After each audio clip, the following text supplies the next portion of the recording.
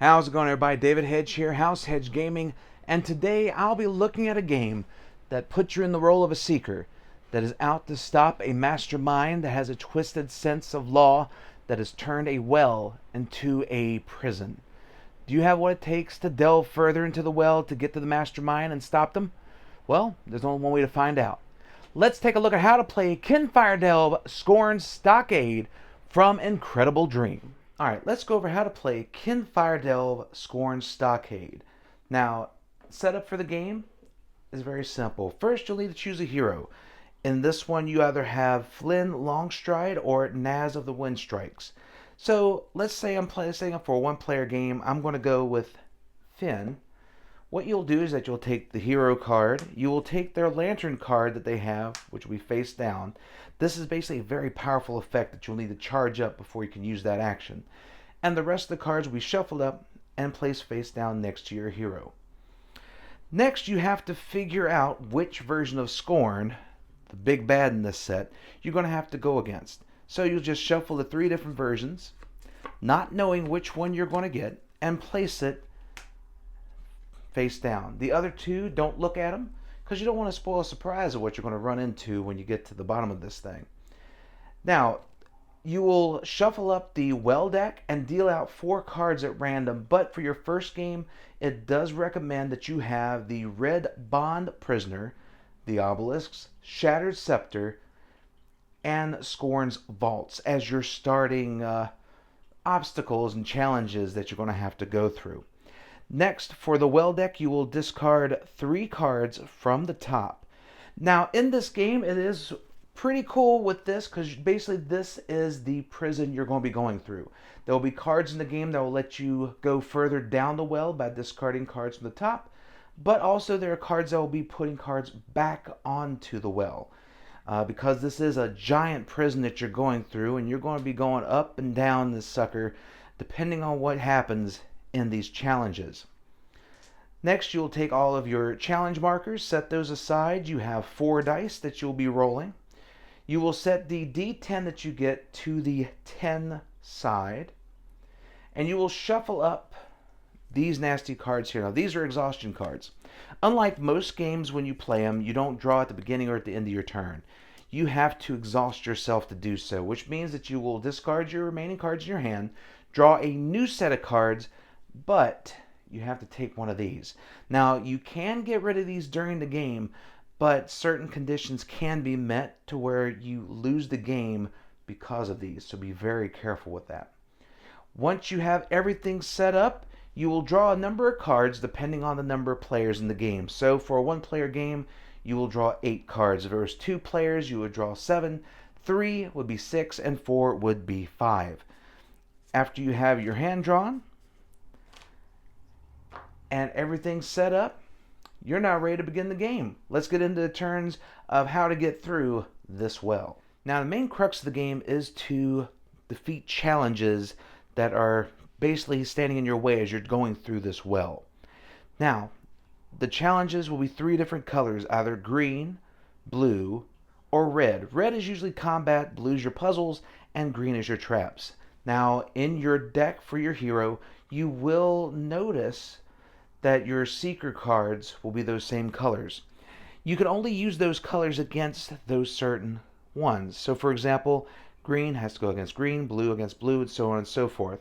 Now, there are cards that will let you do multiple. So example for this one, you can either go it as a red for combat, or you can use this against a puzzle. So when you decide which challenge you're going for, you'll be playing an action card to go along with it. But don't worry, that action card will have a little bit of help along the way. Alright, let's see what's going on with Scorn and what's happening around him.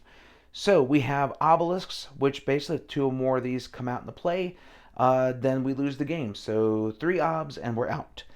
We have a shattered scepter, you have a bond prisoner, and Scorn's vaults. And you'll want to make sure you read these cards because some of these do have lasting effects like the obelisk that you'll have to worry about throughout the game.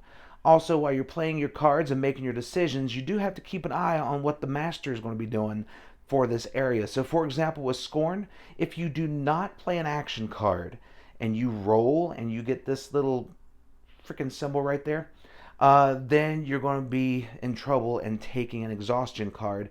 And like I said, those are not good.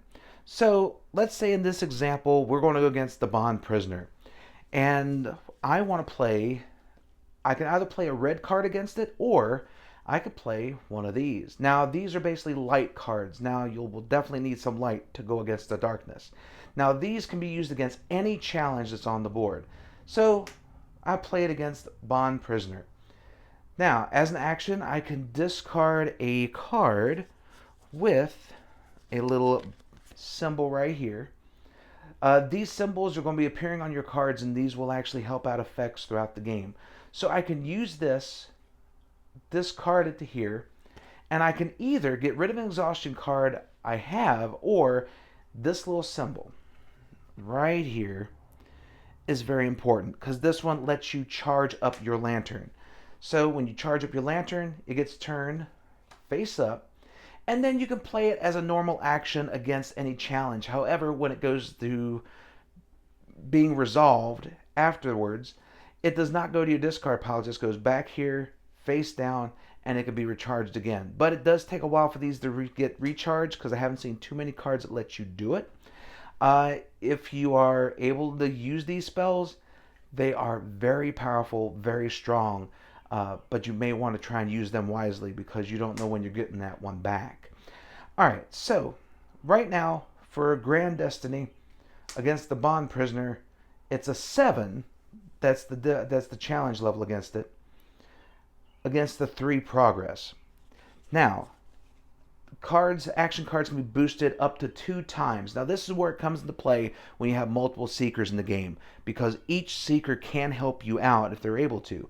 But you can play a max of 2 cards to boost this. Now, the boost level is on the bottom of the card, and it will be highlighted in certain color depending on what you're able to boost with it. So, for example, with this one, I could use it to +1 or +3 against the combat, which that's what this definitely is. So I'm going to boost it here to go be +3. So I have 6. Now, once you play your action, resolve it, you play your boost cards, then you get to roll the dice, and you roll all 4 of these dice. Now, you have 3 of them that have the different colors, and then you have 1 that has light and darkness. Now, in the game, you will have cards that let you re-roll dice, but unless it says specifically, you must re-roll all 4 dice. So, if you have a really good color combination, but the dark symbol is going to mess you up, if you want to re-roll, that's the price you got to pay. But there's certain cards that let you keep dice and Yahtzee it a little bit, but for the most part, it's all or nothing when the re-roll. So, I have 6 against this 7 level. So, I'm going to roll. And I have a red to make it a total of 7. If this matches or exceeds it, then you're able to beat it. So what you're able to do when you defeat a challenge, it will be rewarding you with something. So for example, with this one, you will delve 3 down into the well. Now, you also have to pay attention to what's happening on the card text, because if you are, for example, with this one, if I would have dealt excess progress against it, then that would have been attached to Scorn, and that would have caused me a lot of trouble going into the end of this thing. But in this case, it did it completely even, so this will be completed face down, and then a new card from the well, oh crap, will emerge, and looking like right now I need to take care of some obelisks before anything else takes place. Alright, let's go over some of the symbols that you'll be encountering while you're taking on these challenges. So, if you have a star in either the reward or the penalty, you just refer to the card's text, because that'll dictate what will be happening on completion or failure of the challenge. If you have a number that is followed up with 2 down arrows, that means you're delving further down into the well. But if you have a number and the arrows going up, that means you have to put cards back on top of the well. Like I said, you're going to be traveling up and down this prison all over the place, so don't be too comfy in one place, because trust me, you're not going to last there too long. As I said before, this little icon here That is basically your recharge for your lantern to help you get through the well. This right here, a negative number and a card symbol, that means you have to discard that many cards, but there are ways to draw cards in here, which would just be the number and the card symbol. I like seeing those a lot more than the negative. If you have the heart symbol and a number, that means congratulations, you have healed up that much health. But if you see this number and this symbol, that means you're going to be taking that damage. I'd rather see the heart instead of that symbol. But that's some of the symbols that you'll be encountering throughout this game when you're fighting to get after Scorn. Now, gameplay will be continuing as you go through the well trying to get the very last card. Once the well deck is empty, and this game's been going for a while, we got some exhaustion going on, had to refill the hand, all that good stuff. But now, if there's not a chance to refill a final spot or a fourth spot where Scorn's at, and this deck's empty, then you go into the big bad fight. Now what will happen is that these cards will be discarded. They are going to be replaced by 4 specialty cards. Now I'm not going to show you what these are completely because, well, that's going to be something fun for you to find out when you get this game. Then you will flip over the top card, or this card here, and see what the other version is of Scorn that you're going against, one of the 3. And then from that point, you have to defeat Scorn. Now, when you flip them, they're going to be invulnerable to all colors. So, when you go against the 4 special cards that'll be going around them, you can defeat those to weaken his power and be able to make him vulnerable to certain colors. But, once you're able to do that, and you defeat him by challenging him to one big bad matchup, then the player wins. The Seekers will be able to win, return back home, and notify that everything has been taken care of with this well. Now, there are a few ways for the Seekers to lose. One is that if the life total hits 0, the Seekers will lose. If any conditions are met from the exhausted cards, the Seekers will lose. But like I said, the one way to win is to defeat Scorn in one final battle and be able to take them out after a lot of progress has been made to finally wear him down and close down this demented prison. And that is how you play Kinfire Delve, Scorn's Stockade. Well, there you have it. That is how to play Kinfire Delve, Scorn's Stockade by Incredible Dream. And this one, I love the game. Like, this is a perfect little 1 to 2 player game that you are able to add more to it because there's different Seekers and there's different expansions that you can add on to get a variety of characters that's ever growing to go against different masterminds throughout.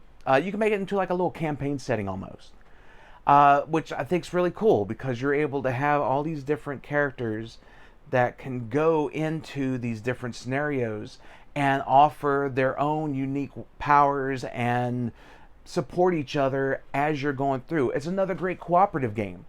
And starting off at just a 2-player one like this here, like this is a nice box that can travel, and it's 2 players, but you can play it solo. Like I tried out a little bit, and it works fine solo.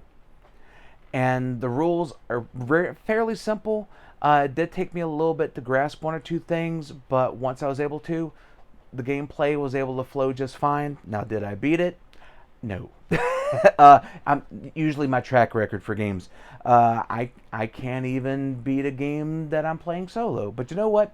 Still had a blast with it. I can't wait to play this at the next game night and try and pick up the other expansions to add to it, to where I can have 4 players and possibly have this on a playthrough later on down the line here on the channel.